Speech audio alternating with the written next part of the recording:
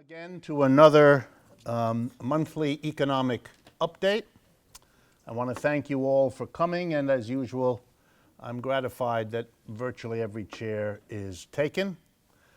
We are concerned that we have now gone quite a few months with the situation of every chair, or nearly every chair, being taken, and that means that unless something happens to change the way the wind is blowing, we have a problem with the size of the room.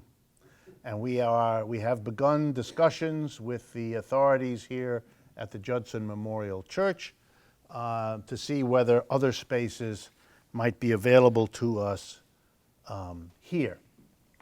So obviously, as soon as we announce that, as soon as we know, we will tell you all about it.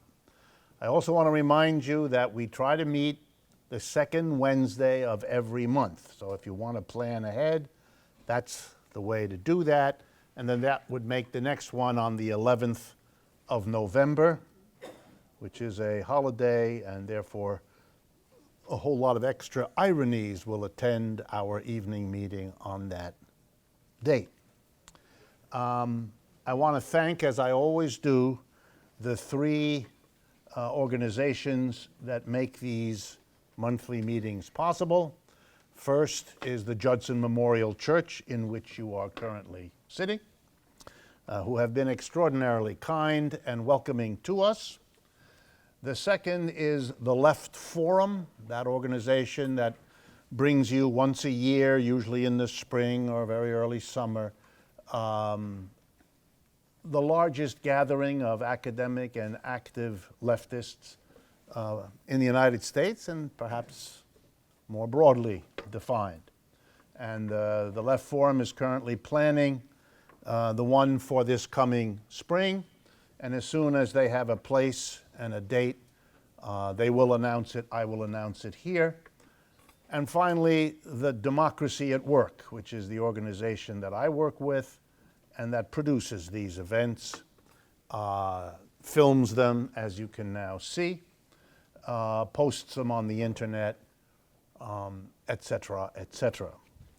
I want to make three, and I'm sorry to take this much time, but I want to make three short announcements at this time. First, I want to welcome those of you that are joining us on Twitter and Periscope, or Twitter Periscope, I should say. We're very pleased that you can now be part of this evening's events. I want also to let you all know that there is an important event happening on the 29th of October. Now, here I am speaking particularly to our television and video audience, because the event in question is happening in Berkeley, California, which, as you know, is some distance from here and is not accessible by the subway. That evening, in the 29th, I'm going to be speaking there in Berkeley, California in October at the Living New Deal event that is happening that night. The Living New Deal is an institute at the University of California at Berkeley, and it is a very important project to document, and boy, could it not come at a better time, the very remarkable different way that Americans reacted to the Great Depression of the 30s as compared to how they are reacting to the Great Recession of the last 7 years.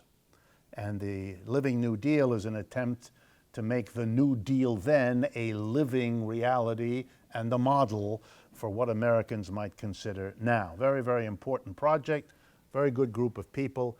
If you are going to be in or near Berkeley, California, on the evening of October 29, please do join and come to this event at the Berkeley City Club, and you can find out more about it by looking up Living New Deal or going to our website, democracyatwork.info, where the specifics and how to get tickets and so on is provided.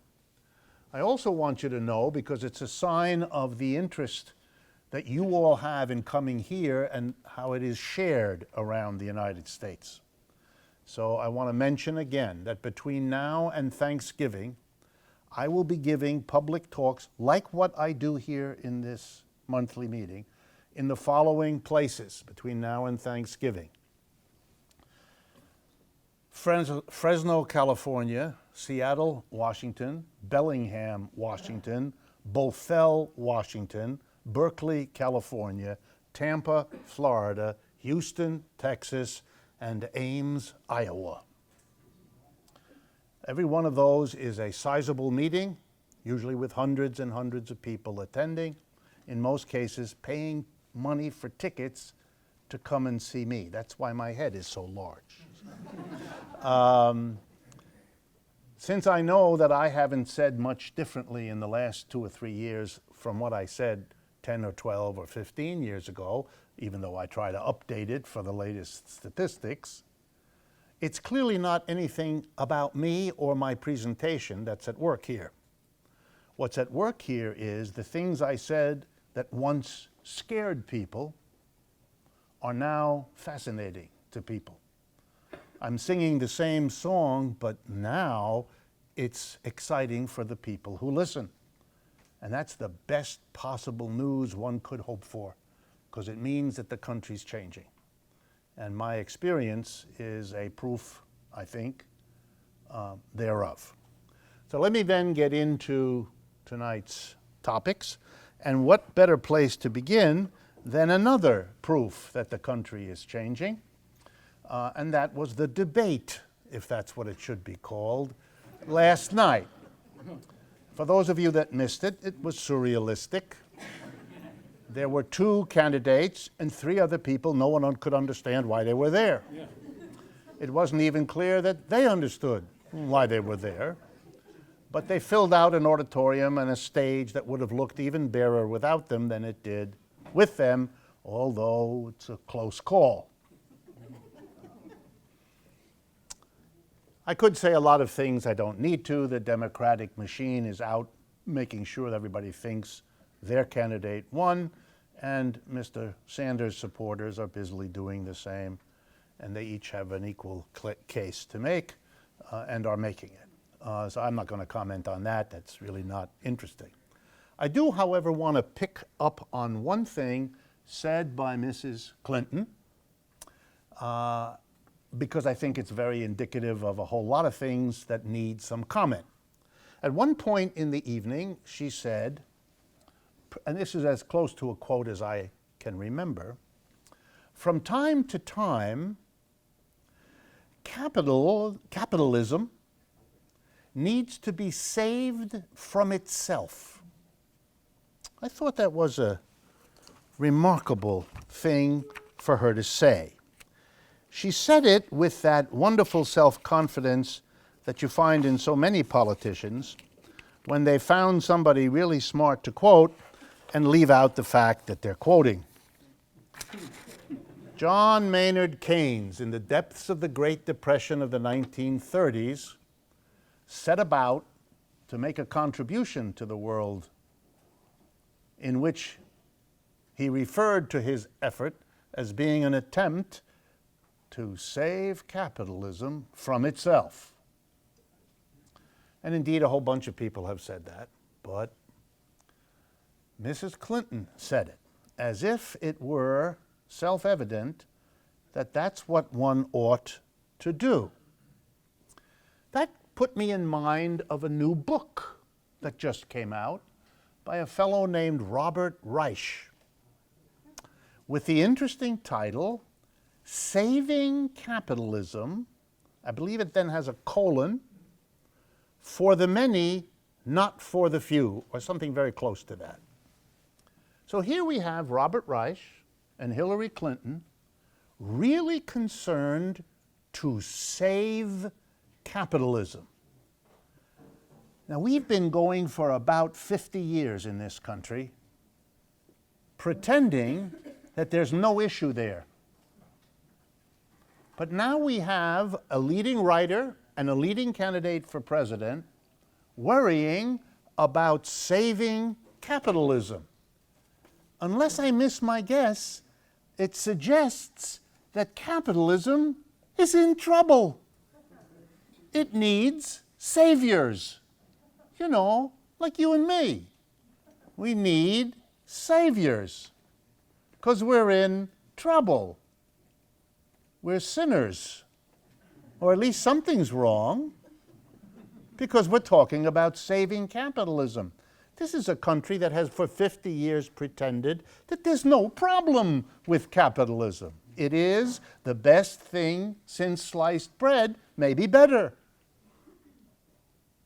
And yet we are surrounded now by leading figures that are worrying about saving it. It's in trouble. That's right, it is. And slowly it's emerging that people kind of know that it is, don't they? That's why Mr. Sanders isn't like those other three candidates on the podium. He's important.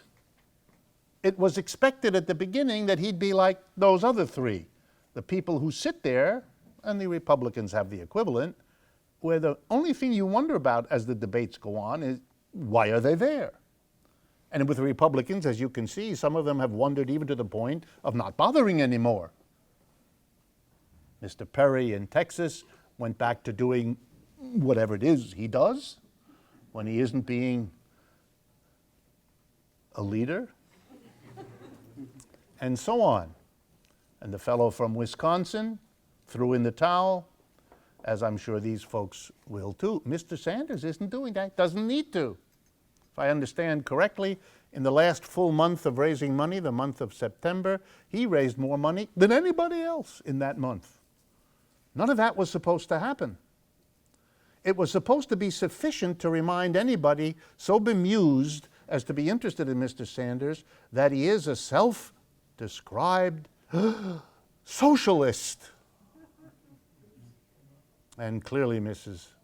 Clinton had been coached how to play on that game. And I'm sure that will be played a great deal more before we're done.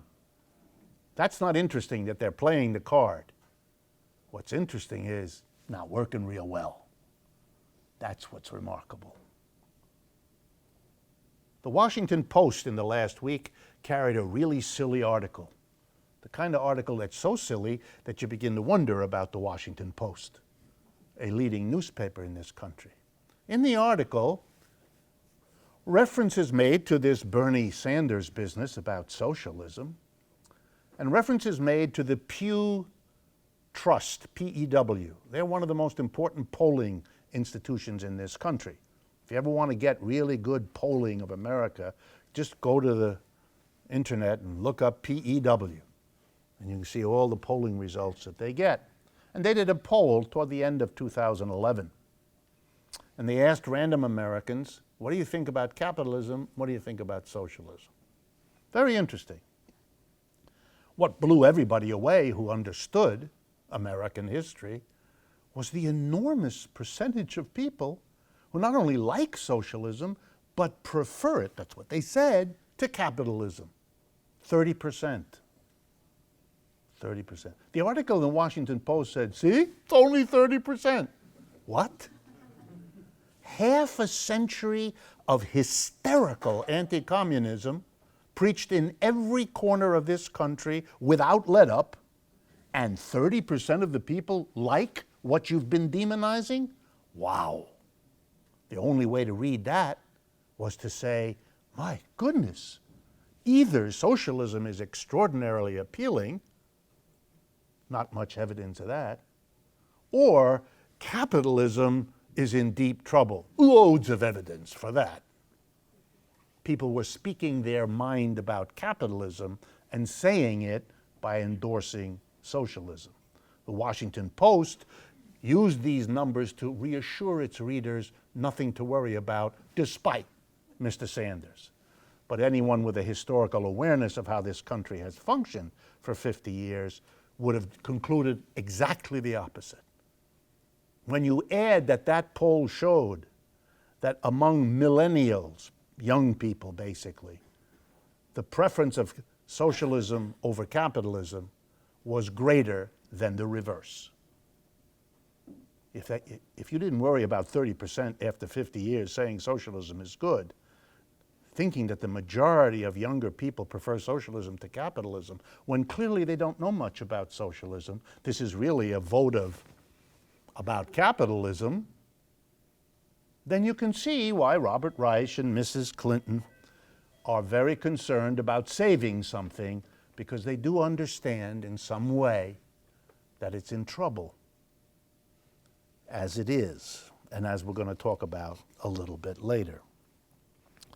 A few short things, as usual, before we get into the major topics for tonight. Just got to turn off my phone here so it doesn't interrupt us. Okay, first, my attention was caught in this last month by activities in the state of Connecticut. Now, that's not a very important state in this country. It's small. It's a suburb of New York in many parts of its existence. Its wealth is mainly concentrated in Fairfield County, the part of Connecticut closest here to New York. But it is a democratic state, by and large, has been for a long time. A progressive state by American standards.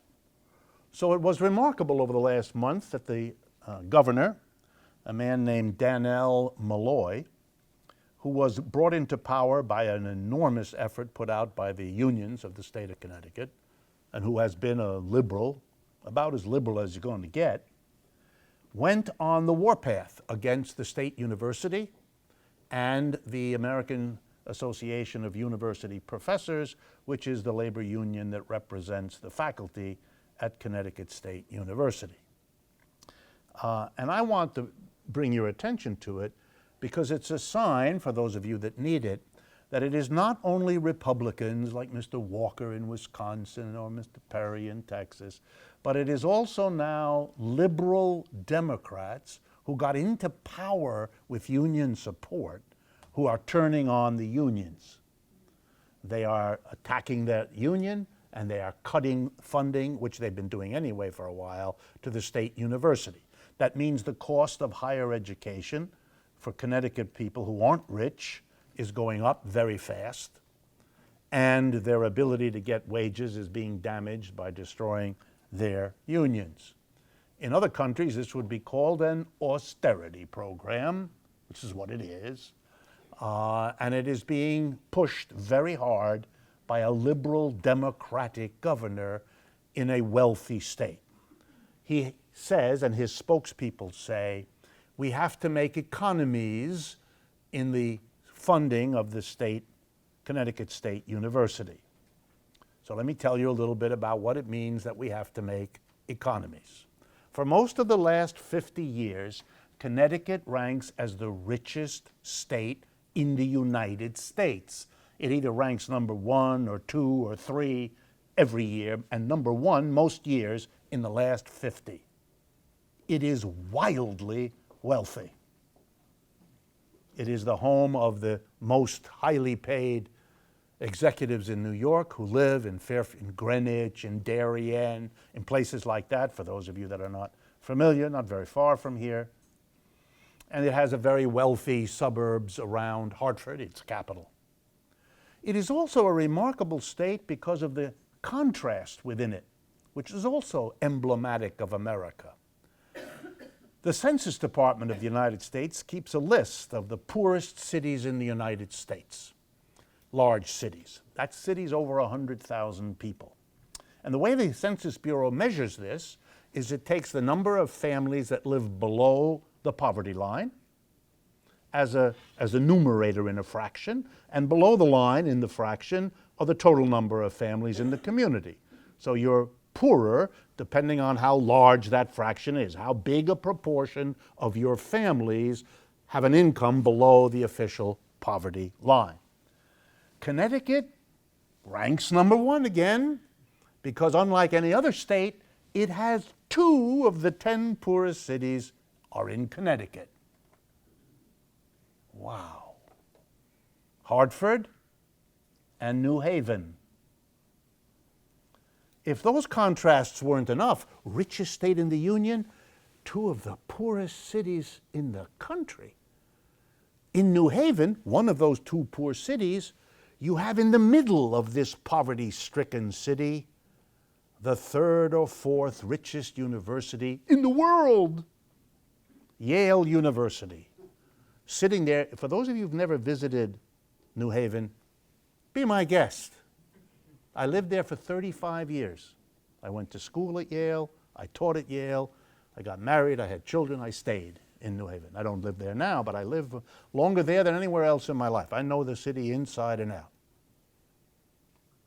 The richest university in one of the poorest cities in the United States, and the governor of the richest state in the Union can't find the money to keep open at a decent price the state university attended by the people who aren't rich.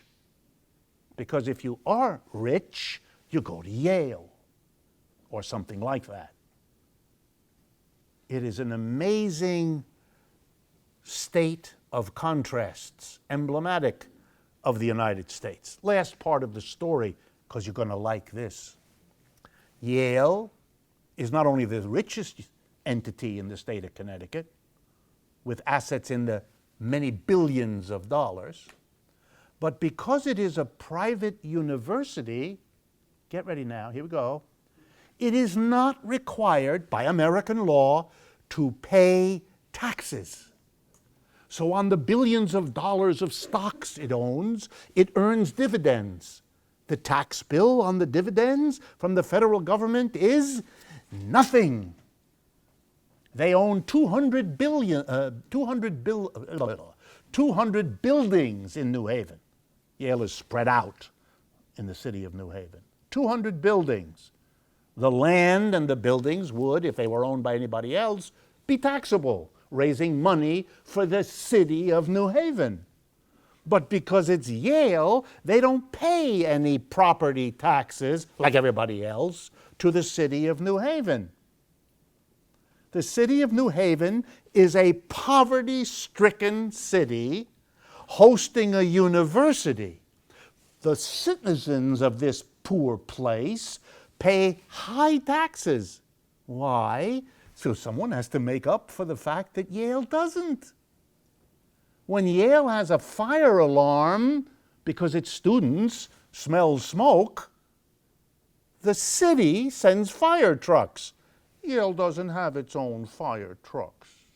So the city sends a fire truck. Who pays for the firemen and women and the trucks? And the citizens do. The citizens do. The air that is cleaned so that the students don't get emphysema is paid for by the citizens. Ready now? New Haven, the seventh poorest city in America, subsidizes by its taxes the delivery of free public services to the third richest university on this planet. That's called, this is a technical term, Robin Hood in reverse. It's called stealing from the poor and giving to the rich so that they can get richer quicker than if they had to pay. You can't make this stuff up. You live in this. It's replicated everywhere. What I just told you about Yale applies to Columbia, applies to NYU, and it applies to the University of Pennsylvania in Philadelphia, and to Harvard in Boston and Cambridge, and Brown in Providence, and on and on and on. It is the most amazing redistribution of wealth one could look for. Only it's not in the direction that conservatives worry about. That's why they don't worry about this. This is a redistribution they can and do endorse, from the poor and the middle to those at the top. But don't worry, if this is a part of capitalism that's not so pretty, Robert Reich and Hillary Clinton are saving it. Okay. Next. There was a demonstration a week ago in Berlin, Germany. And since it got next to no coverage, I'm going to cover it. It was the largest demonstration in years in Germany. Roughly 250,000 people, 250,000 people from all over Germany. You know, Germany's a much smaller country than the United States, so getting to Berlin, which is not so far from the middle, now with a unified Germany, it was easy to get people on trains and buses and get them in there.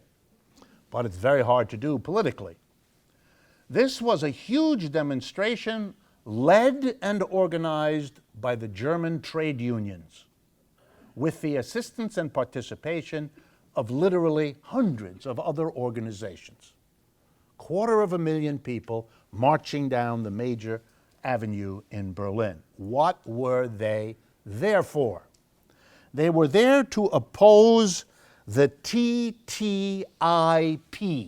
Let me tell you what that is. Stands for Transatlantic Trade and Investment Partnership. A little later tonight, we're going to talk about the TPP, the Trans-Pacific Partnership. There's a lot of PP here. Okay. The TTIP is the secret negotiations that have been going on for at least a year, year and a half, between big corporations involved in the United States and Europe and their respective governments. It's a transatlantic. It includes Canada and also the United States. The deal with Canada has a different set of initials, CETA, but it's the same basic business. They're working out a new set of rules that will allow corporations, the biggest ones of course, freedom to move their activities. By the way, are there some empty chairs that people can raise their hand? If you see a raised hand, folks, you can find a chair. Come on in. Otherwise, you'll stand there and feel, yeah, wherever you see a raised hand, there's an empty chair, unless people are fooling you. Okay? You okay to stand in the back? All right. So the first demand of the marchers through Berlin were, why secret?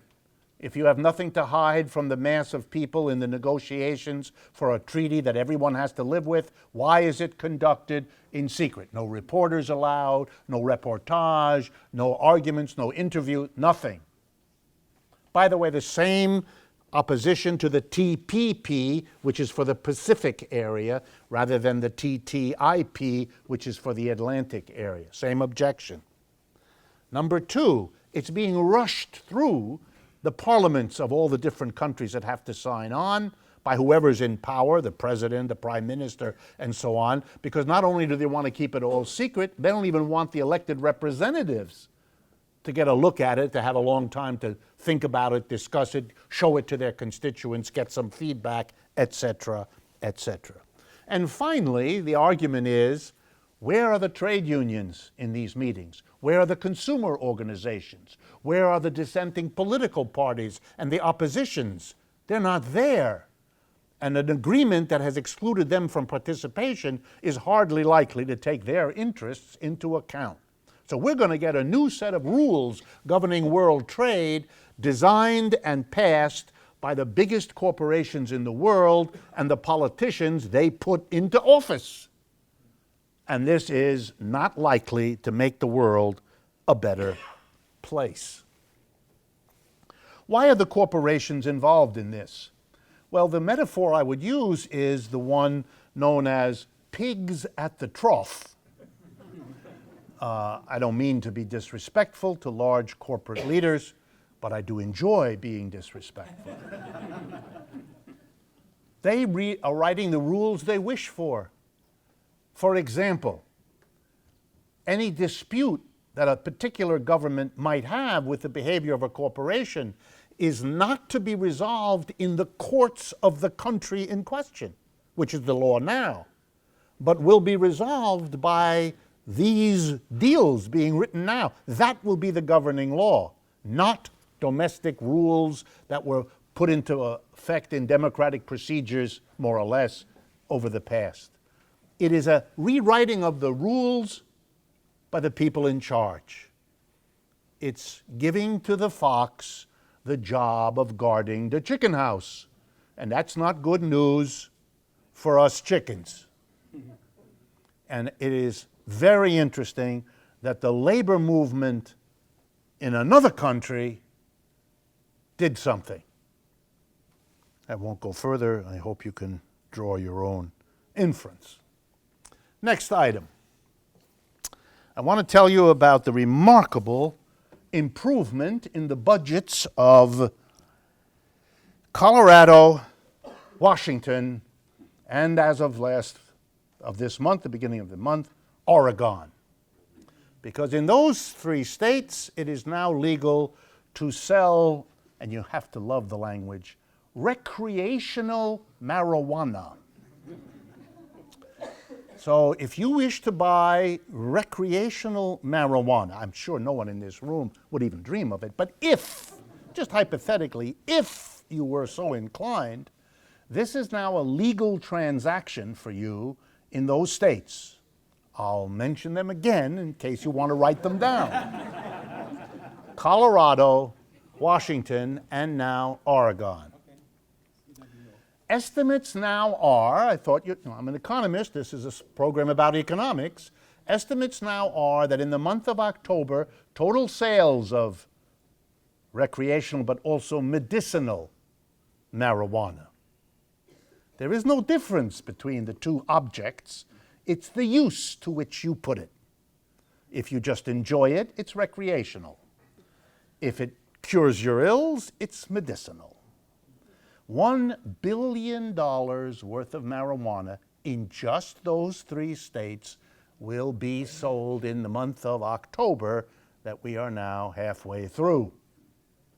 This is generating huge tax revenues for those three states, which they are unable to get any other way. Which is why I make the following prediction, and as you know, I hardly ever do that. I don't really believe in it, but this one I'm sure of. You will have legalized marijuana in every state of the union. It's only a question of time, and not much time either. As the people in charge of the finances of the 50 states begin to see what's happening in Colorado, Washington, and Oregon, they will fall all over themselves to get there. For those of you that don't know, one of the largest sources of revenue for states in the United States already are taxes on alcohol and tobacco. When you buy a pack of cigarettes or a can of beer, you're paying an enormous tax as part of that. And the prospect that you can do something like that with marijuana will be very exciting to all kinds of people who will discover overnight that their deep religious objections to these sorts of things vanished. And now they see the deep wisdom of going in that direction tomorrow morning. And it'll go very quickly. And so the leadership of Colorado, Washington, and Oregon will be established. Next item, before we get to the big topics. I wanted to give you two things that struck me. One was a report by something called Express Scripts. It's one of the largest providers. Some of you, I'm sure, make use of the services. When you get your medical, your drugs and so forth, medicines in the mail, the Express Scripts handles that for a lot of insurance programs and so on. And they do a report every year about drug prices. And I was really struck by the report for 2014, the last full year.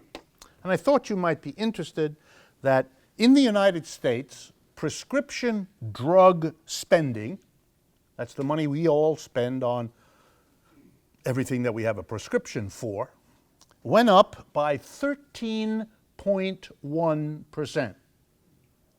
Let me make sure you all get what that means. Wages and salaries in the United States didn't go up at all last year. Next to nothing. Less than 0.5%. Prices in general went up 2 or 3%. But prices of prescription drugs went up 13.1%. That means all of you were out way more money for your prescription drugs than your income allowed you to afford. So you then had a choice. You can get the medicine, or you can, I don't know, drop dead, or something in between, paying and dying. If you notice that your budget seems pinched, now you know one contributing reason. Private enterprise is what determines the prices of medicine. Unions don't determine prices. Government doesn't determine prices. At best, unions and government can have some influence indirectly on them, but prices are set by private enterprise. That's how this country works. So the private enterprises, the drug companies in question, raised the prices such that Americans had to spend 13.1% more in 2014 than they had spent in 2013. That was great news for the drug companies. They got a hell of a lot more money spent on them. They didn't have to raise the wages of their workers, because they didn't. And they didn't have to raise the costs of anything else they did. They just made a lot more money. Now, why is that? The answer is, and I've mentioned this before, but it can't be repeated too often, because our medical system can best be described, to play on Dwight Eisenhower's clever phrase, the medical industrial complex. Eisenhower referred to a military industrial complex, but it's the same idea. A cozy relationship between what? Here we go now. Drug companies, hospitals, doctors, and medical insurance companies. Those four together play a very interesting deal. Each one agrees not to interfere in the price setting of the other. Okay? Each one agrees to look, the insurance company cover it, they'll cover the higher cost of the medicine, because the drug companies will cover the higher premiums and the bigger parts that you have to pay, deductibles, co-pays, all that other stuff. Each one helps the other. The hospitals cut a deal with the doctors, both of them with the insurers, all of them with the drug. This is very nice, and it produces a very interesting result, which can't be repeated too often, so I'm going to do it one more time. The United States spends a larger percentage of its total income, GDP, on medical things, insurance, drugs, hospitals, and doctors, than any other country in the world. Nobody's even close. Something like 18% of our GDP goes for medical. The average of other industrial countries, half that, 9%. Are the results of the medical care in this country greater than in those other countries? No. We don't live as long as them. We spend more days in the hospital on the average. We have more infectious diseases. Yeah, we're not the worst, and we're not the best. We're kind of in the mediocre middle. So let's see now. We have a system that gets us a mediocre results and that costs twice as much as everybody else's. This is a system we're supposed to what? Preserve? As Robert Reich or Hillary Clinton would say, this is a system that we must save. Why? It's not working real well. It stinks. It doesn't serve us well at all. We don't need to save this system. We need to go beyond it. We need to put it aside. We can do better than this. Even other capitalist countries do better than this. But we're the most committed to private enterprise. That's why there are so many empty apartments on Fifth Avenue, because all those rich people in the world need to invest in an apartment on Fifth Avenue as a place to park as much of their money as possible in the country where it's the safest to park money. We're it. And that's why it's dark on Fifth Avenue. Facebook announced work from home program. This is not an advertisement for Facebook, as you will shortly see.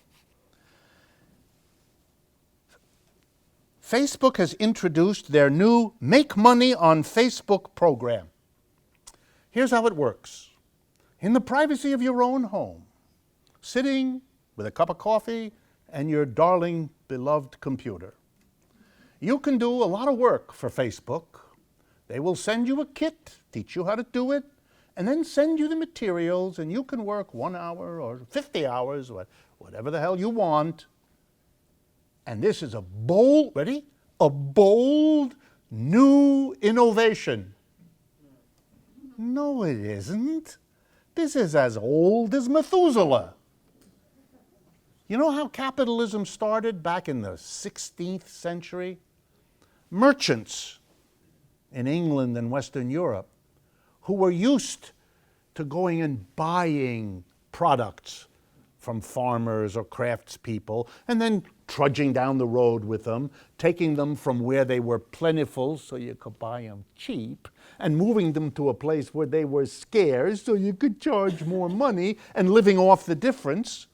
That's the great contribution merchants have always made.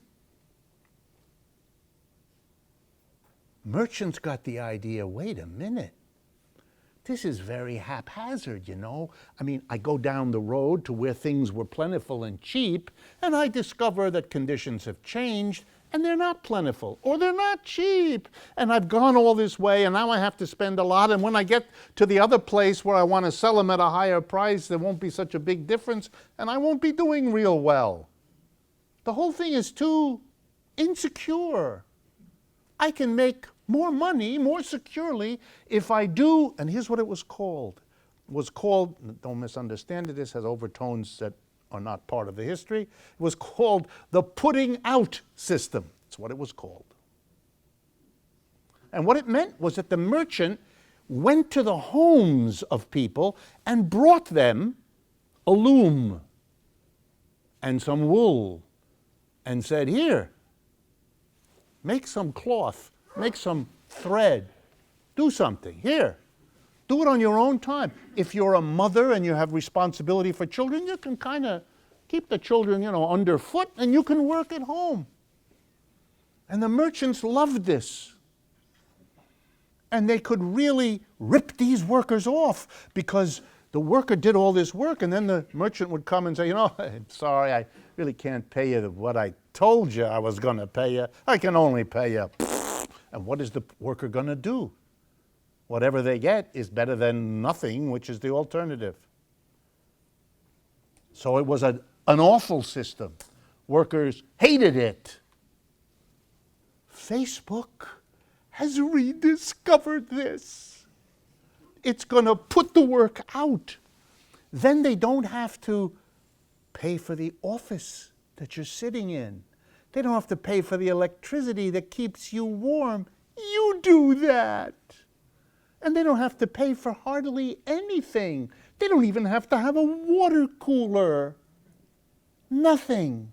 They just bring you the stuff, which electronically they can do at no cost at all. There it is. Now you work. And they pay you, or they don't. Because you're not going to have a union. You're working all by yourself in your little basement or your little garage. This is called, ready? An entrepreneurial innovation. Wonderful, wonderful. And if you fall for that, then I'm hereby offering you the Brooklyn Bridge for $11. It's a good deal.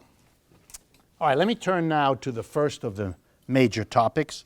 And this was a real bombshell that happened over the last month. And it teaches us enormous lessons, again, about capitalism. It's the story of Volkswagen, the number one German car company, and indeed, by total sales, I believe, the number one car company in the world. VW, as you all know. VW got caught. Pants down, caught. No argument. They've admitted it. So it's not anymore allegedly. They have admitted to what? Let's be real sure we all understand. Many governments, including the United States, have laws, regulations. And one of them covers the amount of crap that your car can emit through the exhaust pipe into the air. See, it turns out that the stuff that comes out of the back of a car engine is terribly dangerous. It causes asthma, it causes emphysema, it causes lung cancers. It's just awful. The number one source of air pollution in the world is the private automobile, of which VW is the largest single producer. Therefore, governments have passed regulations. Why? Because people upset by the pollution caused by automobiles weren't critical of capitalism, weren't critical of private enterprise. They didn't think that was necessary. All that you need to do is have a good regulation. Volkswagen, like all the other car companies, fought against having those regulations. For years, they kept that from happening. Good for them. Those were years in which they could pollute because it wasn't any regulation.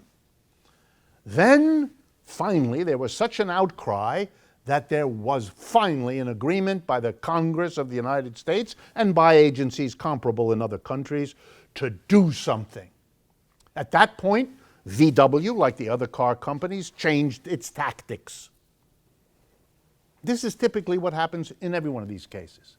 Now, once it was clear regulations were going to happen, it became important to, do the minimum regulation that you could possibly get. Do the minimum regulation, but have it take effect years later. That doesn't work? Okay. Have the minimum regulation phased in over years. That doesn't work? Okay.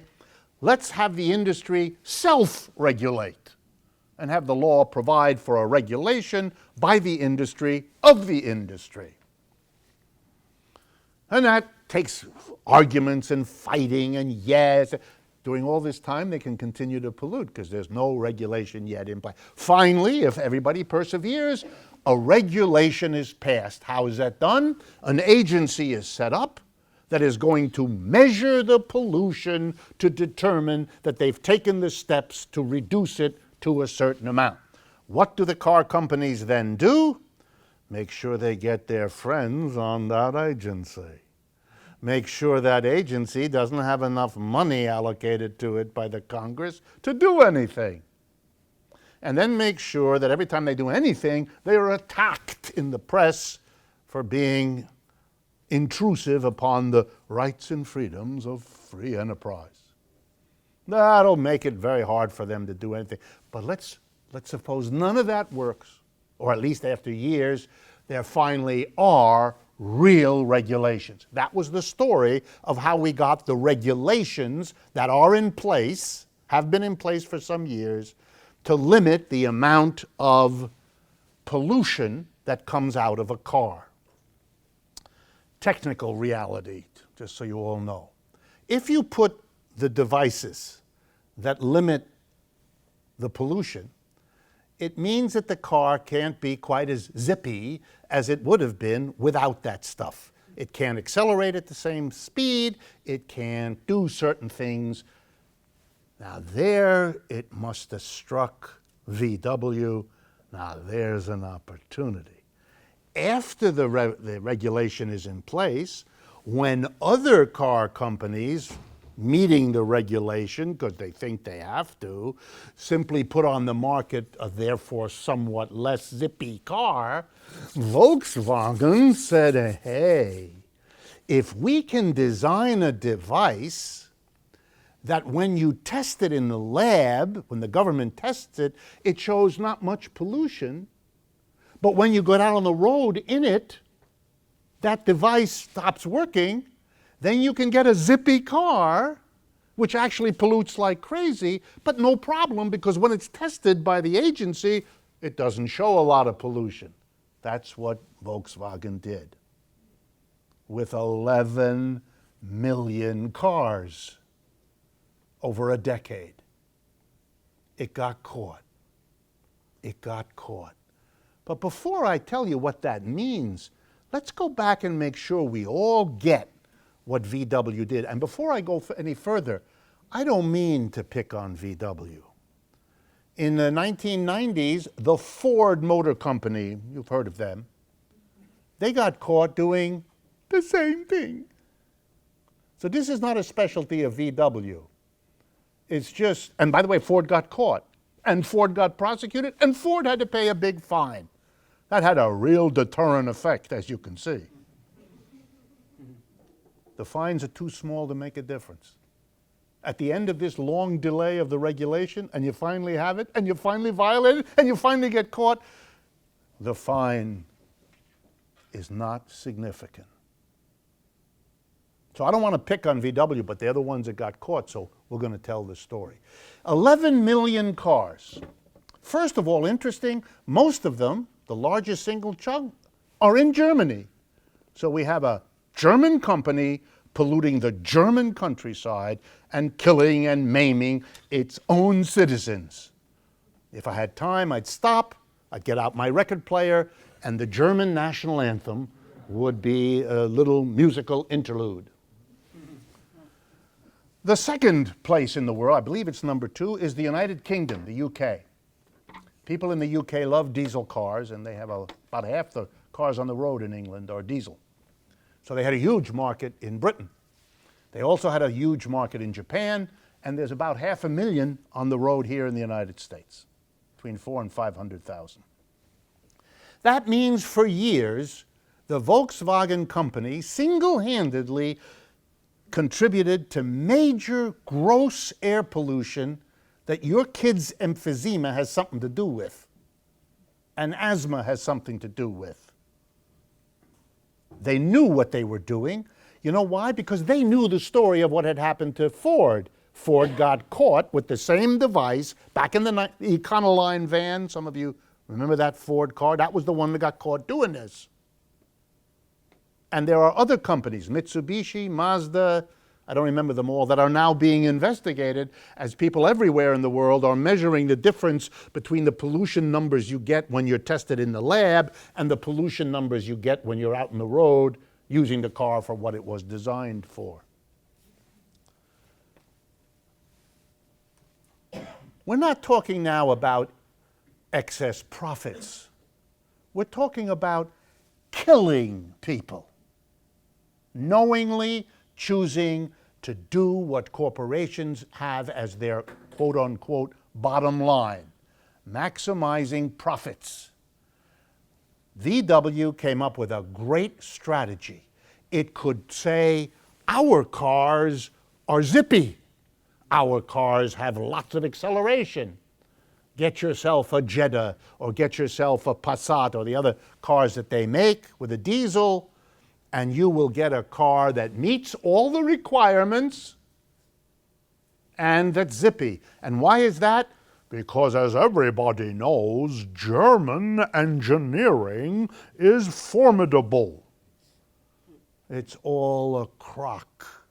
It's got nothing to do with engineering, at which the Germans aren't significantly better than lots of other people. It wasn't engineering. It was fraud, straight out fakery. A fakery that cost the health and lives of who knows how many people. They did engineer the device, though. They did. They made that device. They made that. Maybe they invented it. Maybe they took it from Ford. Who knows?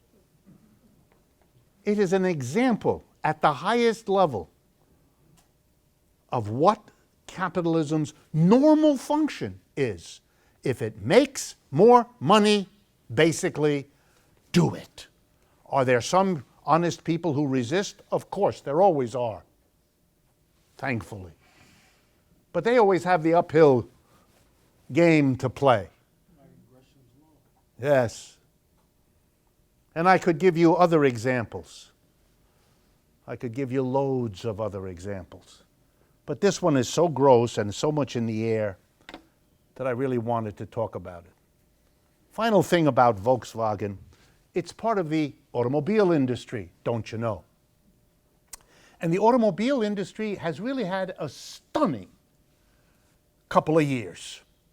First, I'm not sure if you're aware, the overwhelming majority of American cars on the road have had to be recalled in the last 3 years. Their ignitions are no good. Their airbags, remember? General Motors lied about the ignition problem that they knew about for apparently 10, 12 years. An ignition problem that made cars stall and stop in dangerous circumstances. Toyota and the Japanese subcontractor who made the airbags that blew up and pieces of metal could go into you, and did. General Motors, I believe at the latest count, is talked about 125 people died in the problem that their cars had. So whether you go American or foreign or big car company or little car company, we have had a performance of illegal, unethical, dangerous, deadly behavior in a rational society. It would long ago have meant basic questions would have been asked. One, why do we have private companies? Why do we have that? Private companies are not safe. They're not reliable. They're crooks and they're dishonest. What are we doing? Well, the worst you could say is that if you made them public companies, they would still display crooks and dishonest. It's possible. But I really kind of wonder if they were publicly accountable, maybe you could get sooner some kind of slowing down of this awfulness compared to what you... Why isn't that a conversation? But here's an even better question that ought to be asked. Why the hell do we have a transportation system based on the private automobile? It's the #1 killer of people. More people die in car accidents than in any other public mode in this country. Much more deadly than war. Every year, thousands and thousands die. Many more thousands are horribly injured. It's the largest cause of air pollution in the country. It uses up an enormous amount of fossil fuel to get around, which is not good 12 ways to Sunday. If you substituted public transportation, really good quality vans, buses, trains, and so on, you could move people just as well, and you would save lives and energy and pollution. I'm sure there are ways of doing a little bit of both. I've heard wonderful stories about public transportation accompanied by big lots at the outskirts of American cities. If you need a private car for anything, you go to one of those lots. It's a service maintained by your community, just like the public parks are. And when you need to take some time off and your family would like to have a picnic, you go to the park and you spread your blanket and you have your fried chicken. Now you would go to one of these parking lots on the edge of the city when you need an individual car because you're visiting friends far away or you want a trip into the country, whatever it is. And when you'd make use of it, the car would be in good shape because it's maintained by the mechanics that work in that garage. You know the car is safe, the car is insured, everything's taken care of. You know what it's like? It's like Avis, only it's run by the government. So you have your private car on the few occasions when you need it. The use of fuel will drop like a stone. The pollution will drop like a stone. The deaths and injuries will stop. There's only one reason, whatever else you may think, why we don't even have a conversation about this. Because the automobile companies don't want it. They're making a lot of money. That's why they did what they did with the phony pollution measurements. That's why you have a car. That's why in most American cities, on any average corner, you have one gas station on one side and another one on the other, so that the beauty of those installations can assault you from all sides. There's almost as many gas stations as there are Chase Bank offices. And they're equally beautiful, as you probably noticed. It's a statement about capitalism, this disaster of VW. Finally, who made the decisions? Well, the head of VW has now resigned, and many other executives there may have a problem, who knows. Don't cry too much for the executive who resigned. He has tens of millions of dollars in retirement and severance and other kinds of pay. You should be so unfortunate. But you know something? Tens of thousands of German workers are in trouble. You can't give away VW diesels anymore. Very hard. Nobody trusts them. Nobody's going to buy them. Anybody who bought a VW diesel is going to discover that whatever they thought they could get in the used car market for it, they don't get anymore. They have been all whacked and lost thousands of dollars, even though they don't know it yet. They haven't tried to sell it. They haven't tried to cash it in. They haven't tried to borrow against it. They haven't yet figured it out. But a decision to deceive that cost the health of millions is now going to cost the jobs and incomes of tens of thousands of workers who had absolutely nothing to do with this decision, who didn't want it, who didn't support it, who didn't know about it, and who are now going to be victimized by it. How is it possible for those of you that take seriously the notion of democracy to justify an economic system that can do this amount of damage to this array of people, allowing a tiny number of highly paid persons to perform this outrage on a regular basis? Robert Reich and Hillary Clinton are saving this system because, Lord help us, if it wasn't worth saving, why then their book and their candidacy would go down the drain. And that, of course, is not what anybody would even think about. Next item. For those of you that don't read the financial press, and I do not blame you, it is excruciatingly boring. But some of us are constrained by our livelihoods to read this stuff. The Wall Street Journal, the Financial Times, The Economist, the business section of the New York Times, and so on. I have some bad news. The numbers aren't real good. Or to say the same thing in simple English, the general expectation of the financial press in this country at this time is that we are about to go into another recession. This is not good news, since most Americans haven't gotten out of the last one yet. Therefore, to be told that income is slipping, employment is slipping, the problems of the American economy are zooming, and here are the reasons, and I thought you would be interested. We don't know exactly how the future is going to play out. We never do. I'm not going to predict what's going to happen. I can't. Nobody else can. And if you encounter an economist who's very confident about what's going to happen, talk to somebody else. That's my advice. Here's the problem. We are now part of a world economy, more than ever before. We depend on Europe, on China, on the rest of the world, Asia, Africa, Latin America. We just do. You may not like it, you may not want it, but we do. It shows up in 100 different ways. The vast flood of immigrants, people moving from one corner of the world to another out of desperation.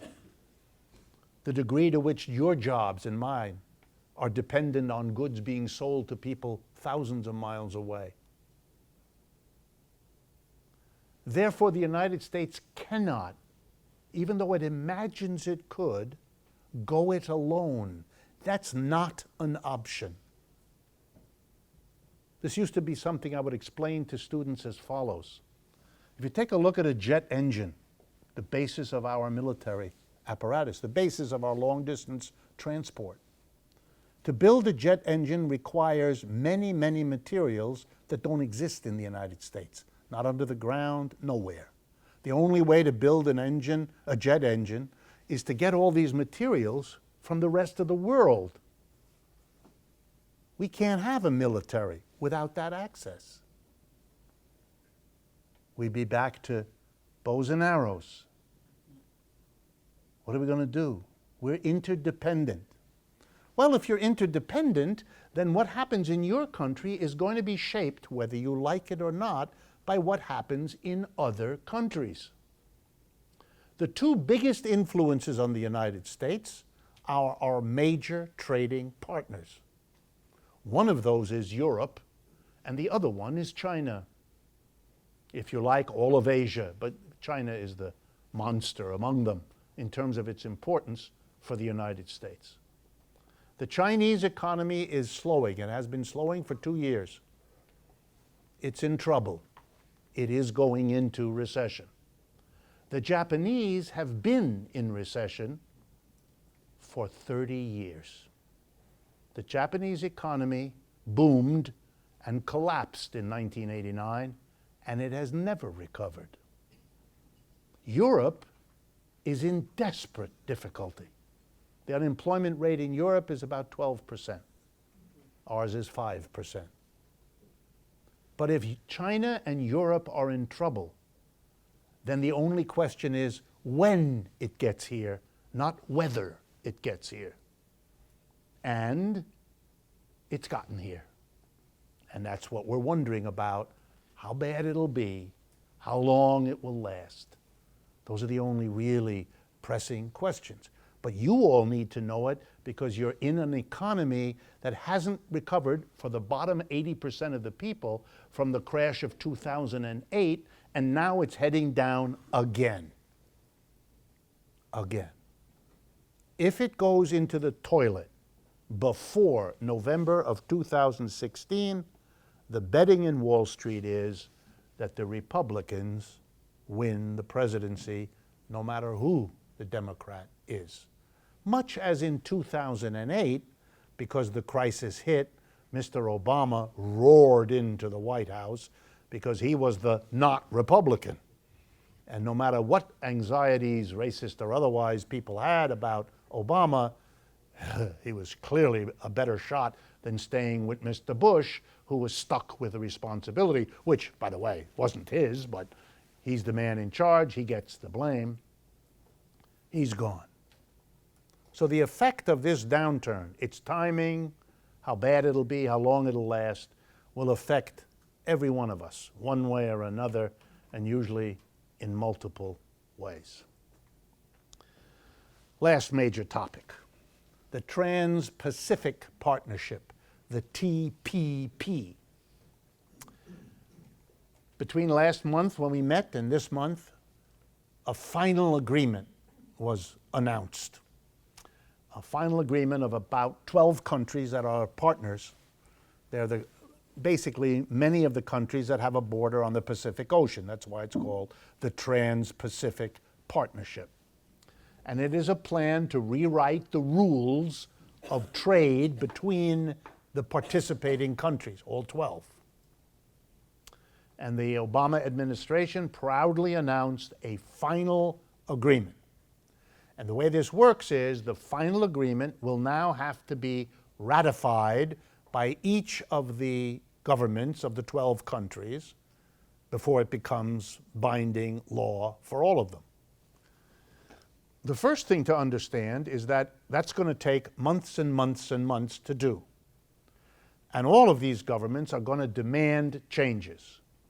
So the first thing to understand about the final agreement is that it isn't final. That's an attempt to bull through and browbeat people not to make changes. This will not work. The people who say these things know it won't work. It's a ploy, it's a verbiage, it's nothing to take seriously. It's going to change. All of the negotiation that got to the final agreement was done in secret. No press, no interviews, no discussion, no public debate, nothing. All of us will be affected by what goods come in and what we pay for them, by what the rules of production are. One of the big sticking points, just to give you an example, that leaked out when somebody let somebody know, was that the tobacco companies in the United States, who know that their market inside the United States is drying up, are desperate to hold on to the rest of the world, where in many countries lots of people still smoke. And therefore they want rules that will allow a government to be sued under this international agreement if it should pass in the future any anti-smoking legislation that the companies don't want. This is an attempt to block other countries from doing what the United States did. And it's being pushed by tobacco companies around the world. But they give a lot of money to the political leaders of the countries represented in the negotiations, so they may get it. And that will affect, like VW's deception, pollution, smoking diseases, and all the rest. Number two, the TPP is an attempt to control a world economy by a tiny number of companies. And it's very important that you understand how this game is played. Here's how it goes. Take one large industry, doesn't matter what it is, chemicals, pharmaceuticals, tobacco, doesn't matter. They go to the negotiations and they say, we want this thing that's good for us. And they go to their American representative and they say, hey, we're Americans like you. You should be doing what we American businesses want. And let's suppose the politician is receptive. After all, he does take their money. So he goes and pushes for it. Well, he discovers that the other countries that he wants to accept this thing that's good for his companies in his country, they're not going to give him something unless they get something back. And it turns out, I'm going to pick a country, just hypothetically. Let's call it, we'll pick a country that doesn't have a border on Nicaragua. So we'll pick Angola. Why not? So the Angolans say, wait a minute. That's not good for us. If we agree to that, that will allow your companies to do these things in Angola that are going to hurt our industry.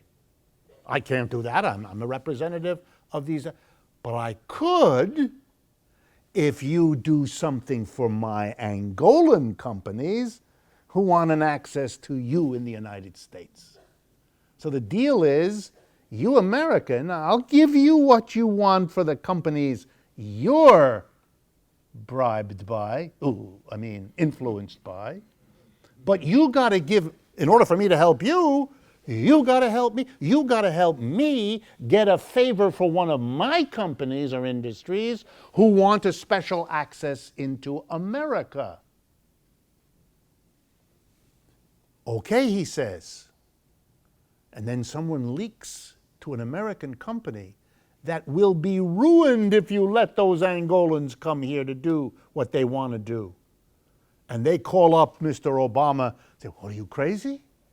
You do that for the Angolans, it'll destroy us here in Arkansas or Chicago. You can't do that. Too late, said Mr. Obama. Why? Because he calculates, like everybody else in these games, am I better off helping this one against that one, or better off helping that one against this one? That's all this is. You're going to see a fight over the next 6 months about the TPP that lines up the companies that get against the companies that get screwed. And the only question is, which one can win the game? For example, within minutes after the announcement of the final agreement, The Ford Motor Company said, "This is terrible, we will fight it." Wow, that's not a good thing. Ford Motor Company, big, rich, got a lot of money. They're going to fight it like crazy. Because they're against secrecy? Of course not. Because they don't want to pollute the environment? Because they got screwed in a deal that was made that helped somebody else in the United States, paid the price for that help by helping someone in Angola or Chile or Mexico or wherever it was, and that's not good for Ford. And Ford don't want it. So Ford is going to try to get it. We are all, there's no nice way to say this, we are just pawns in a game in which no one cares if the pawns fall off the table. There's nothing, we are all being played with here. We will live with the results, whatever they are, hurting us in this way, maybe helping us in that. We're like little children in an environment way beyond their control, in which they kind of give up because the big adults are making all the decisions and they don't care. They don't notice if we fall down, stand up, have a bloody nose, break our arm, whatever. They just don't care. Now you live, I don't want to be a preacher here, you live in a society that treats you this way. We basically have just spent an hour and a half almost cataloging a small portion of the shafting you're getting. Now, I don't want to be the bearer of the bad news. I really don't. Some of you make good jokes, funny jokes, in which, actually, I'll tell this joke in a different way. Someone close to me once described sitting at a meeting addressed by a good friend of mine, Chris Hedges. And she said to me, it was a wonderful speech. I go to everything he has to say. But when it's done, all I can think of is, where's the bridge I can throw myself off of? And I understand what's being said. I understand what's being said. I don't. One of the reasons I told you about what happened in Berlin is precisely because I want you to see also, and I want to report also, about people standing up and making a difference. 250,000 people in Germany is a very powerful political statement. It is not missed by any politician in Germany. It's like a shot across the bow. It's a warning to the people negotiating for Germany. We're watching you. We are not happy with this situation. We're telling you to stop, and we're going to be here again if you don't. And it's very powerful. It is a tragedy that we don't have it here. It's a tragedy that our labor unions are not leading us in such movements and documented ways of pressuring and changing the public opinion. The majority of Americans, if they just knew what it is I've told you tonight, would not be supportive of all of this stuff. Not at all. Not at all. That's one of the reasons it has to be kept secret. You don't want to get the people who are going to be shafted up in arms soon. You don't want to mobilize them. You don't want to galvanize them to oppose. The people who have their folks in the negotiations, like Ford Motor Company, they could announce within minutes, we're not going for the, because they know exactly what's going on. You don't, I don't, and I follow this stuff. I can't find out. That's not democratic. Just like it's not democratic that a tiny number of people in Volkswagen could have made the decision to do what I described, putting in jeopardy the health of millions, tens of thousands of jobs of German auto workers and auto workers in other countries, because VW has production elsewhere. This is not a democratic system. It's not anything remotely like it, and it's not functional. Look, for 50 years, and I'll close with that for tonight. For 50 years in this country, over 50, it has been taboo to question capitalism. It wasn't before 1945. Let me make sure you all get that. Before 1945, it was commonplace in the United States to question and criticize capitalism. In the early part of the 20th century, there was something called the American Socialist Party. It had a leader, Eugene Victor Debs, was the head of the Railway Workers Union, and that was the basis for the building of the Socialist Party. He got 1 million votes for president in 1912, I think it was. No? 1908 or 16? Or? He was in jail at the time. He was in jail as the head of the Socialist Party, got 1 million votes. That'd be the equivalent to getting, I don't know, 5 or 10 million now. He got 1 million votes as a jailed socialist. That's how strong the support was. For those of you that don't know, hundreds of people were elected as socialists to state legislature. Hundreds of socialists were mayors of American cities. Most famously, Milwaukee, for years had socialist mayors. Bridgeport, Connecticut, for years had socialist mayors. You may be surprised to know that the state that had the most socialists in its state legislature was Oklahoma. Yeah, I didn't think you would have known that.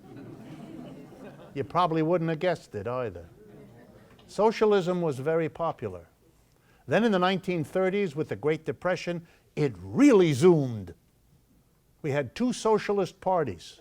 One, the old American Socialist Party, founded by Debs, and the other one, basically a Trotskyite socialist party called the Socialist Workers' Party. And we had the American Communist Party, and they were big and they were powerful.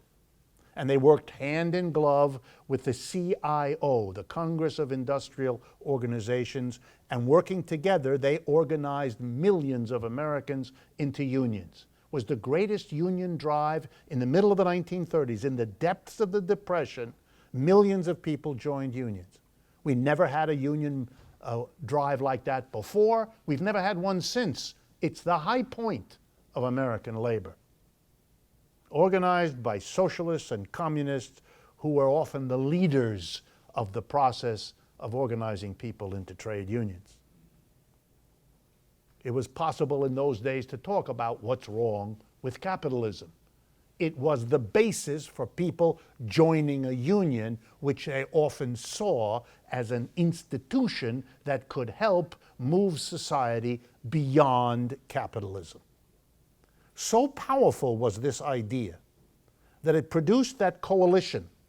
And indeed, this is what I'm going to talk about when I speak in Berkeley on the 29th of October at the Living New Deal event. It was so powerful in the 1930s that it could go to the president, Mr. Roosevelt, and have that famous conversation. Dear Mr. Roosevelt, it's the depths of the Depression. Millions of Americans have no work, no income, no food on the table. You're the president. You've got to do something. You've got to do something. We're the unions, the CIO. We're telling you, you've got to do something. And then the socialists and the communists stood up and they said to Mr. Roosevelt, we agree with the unions. You've got to do something. But we got a little extra kicker. If you don't, there's going to be a revolution here, just like they had in Russia. Mr. Roosevelt took the message back to the corporate leaders and the rich people. He knew them real well because he was one of them. And he told them what had happened. And he said, I believe it. These people are well organized. They have organized millions of people when no one thought they could do it. Under the worst conceivable circumstances, they did it. To ignore what they're telling us and to ignore the threat would be stupid. I implore you, leaders of industry and rich people, you've got to give me, this is important for you, you've got to give me the money to take care of the mass of desperate people. And I advise you to do it, because if you don't, there'll be a revolution and you're not going to have any money to give anybody ever again. Your choice. He split them.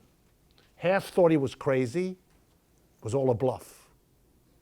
Those became the Republican Party. Oh, no, that's who they are. And they have been that ever since. The other half agreed. And with half of the rich people and the corporations, Roosevelt went back to the unions and the communists and the socialists and said, I think we got a deal. I will take care of the mass of people, and I'll make them pay for it. But you got to stop talking about revolution. You got to leave capitalism alone. You got to be grateful that we're going to take care of the people. Done, said the socialists and the communists. You got a deal.